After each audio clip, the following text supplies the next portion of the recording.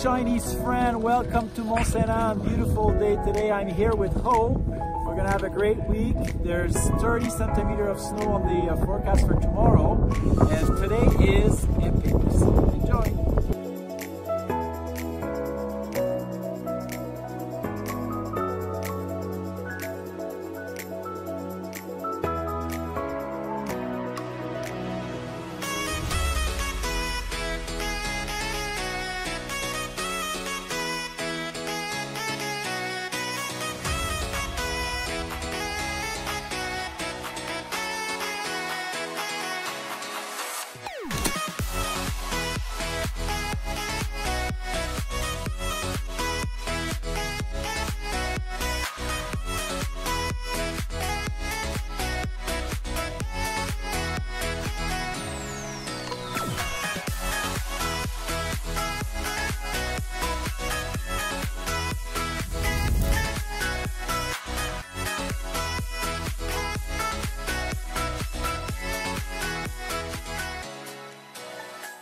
大家好，我是 JHHou。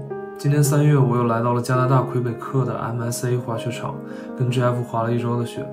在这期间，我对他做了一个小小的专访，提了一些从我的学友群中征集到的问题。那么，我们就来看一下 JF 是怎么回答的吧。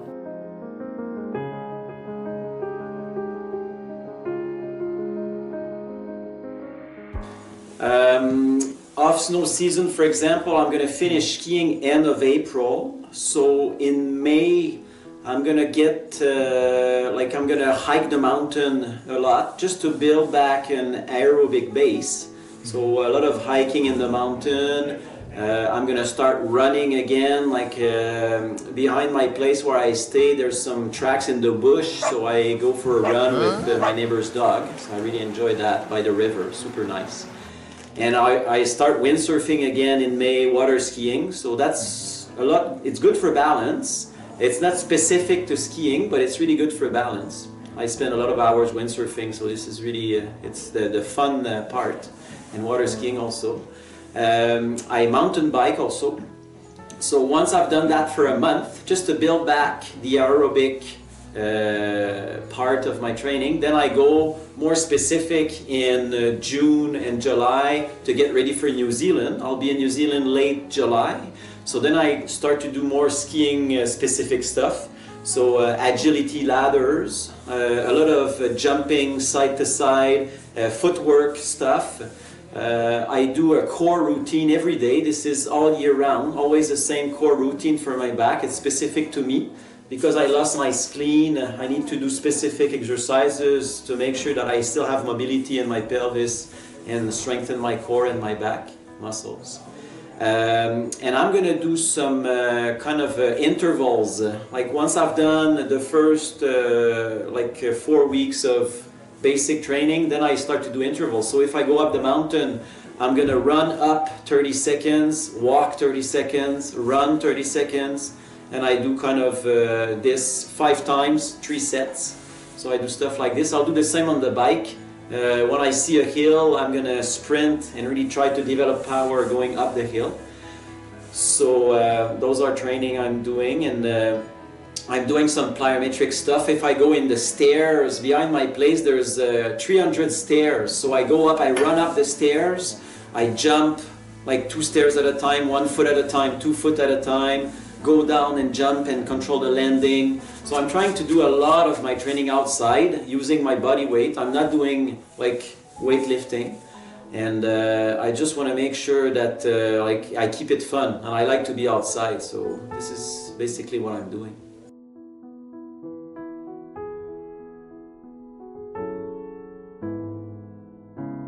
During the ski season, I'm not personally doing any power stuff, and I kind of stretch in the morning with that routine, preparing my core for the day.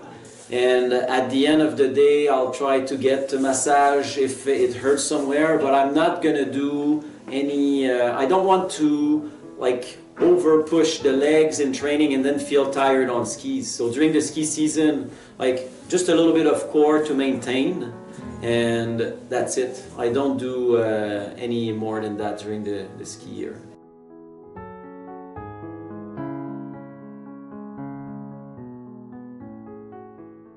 Yeah, so like first of all, there's different things you can do to train for this.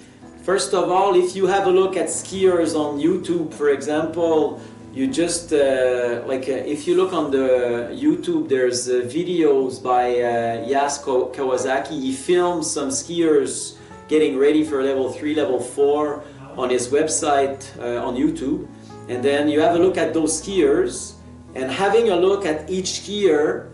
And then you're just asking yourself how you would develop each one of them. And if you put yourself, for example, you imagine yourself being in a specific run, if they would each stop by you, what would you tell them? And then you start giving a lesson with those skiers you saw on YouTube. You take 4 or 5 skiers, and then you say, okay, I'm in this part of the run, skier number 1 needs to work on this.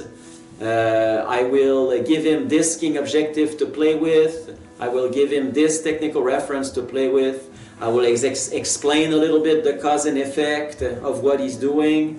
Skier number 2 is doing this technical reference, this skiing objective. So you associate technical reference and skiing objective to each skiers, but you're in your living room looking at YouTube, looking at those skiers, and then you imagine yourself, like you look down the hill, you say, okay, with the situation you got here, here's the strategy, the task I'm going to use. The key would be to use a common task. Everybody's going to do the same task, but the feedback will be individualized. So individual feedback within a common task. And then you relate that feedback to a skiing objective and a technical reference. So you can practice, you don't need to be on snow to practice this. You could watch skiers on YouTube and then try to develop a little bit of a lesson with what you see. That's one part of the training. The second part you can do is take any task or drill and try to find 2 or 3 ways to make it more challenging and 2 or 3 ways to make it easier. So by doing this, you're developing your skills to build some tasks that are kind of linked together. So like for example, you start by lifting the ski. What can you do to make it a little bit harder? You could jump from outside ski to outside ski. You could land with a little bit more angle. You can resist the landing a little bit. There's a lot of things you can do in order, you can change the corridor, you can steer it, or you can land with the ski on the side. The idea is to progress a little bit your tasks, so when you'll be at the exam, there'll be structure in the way you're teaching. So that would be something else, like if I would give homework to someone doing his level 3, like developing some tasks that are like you're evolving with the task and finding the steps to make it harder or easier. And the other way would be look at the skiers on YouTube and try to develop a lesson looking at YouTube and trying to tell me what you would do with those skiers. So that gives you practice without being on the snow, and it's very efficient because when you're on the snow, your activation time is a lot shorter. Like doing one run, it takes 1 minute. So let's say today we're going to do 15 runs total. We train for 15 minutes. That's the time of activation we have. So if you do teaching looking at skiers on YouTube, you can be very efficient doing that. Once this is done, get out there, do a real life lesson, and have a trainer having a look at you and guide you. That's what I would suggest.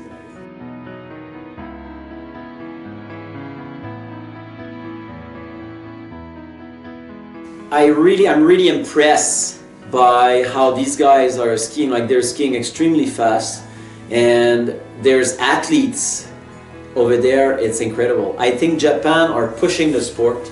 It's so impressive to have a look at them. It's so inspiring. And I can see that the young skiers this year are getting much better. So we have a new winner this year, Ryu Takeda. Takao Maruyama in 6th position. I'm sure he'll be back strong and is going to fight for first place again. But it makes the sport grow because these guys are pushing the envelope. They're skiing fast. They're skiing very clean. So impressive.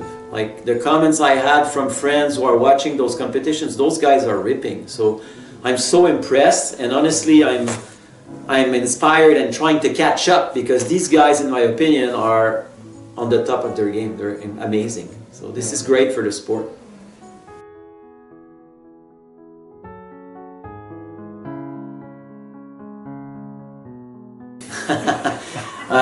You can have a look at my website, skiwithjf.com, and there's details in there on the trainings and the dates I'm available. So I'm giving training in Mont-Saint-Anne in eastern Canada. It's 30 minutes east of Quebec City. And I also train with Rookie Academy in New Zealand. So rookieacademy.com for New Zealand training and skiwithjf.com for Canadian training. Thank you. Thanks, guys. Bye-bye.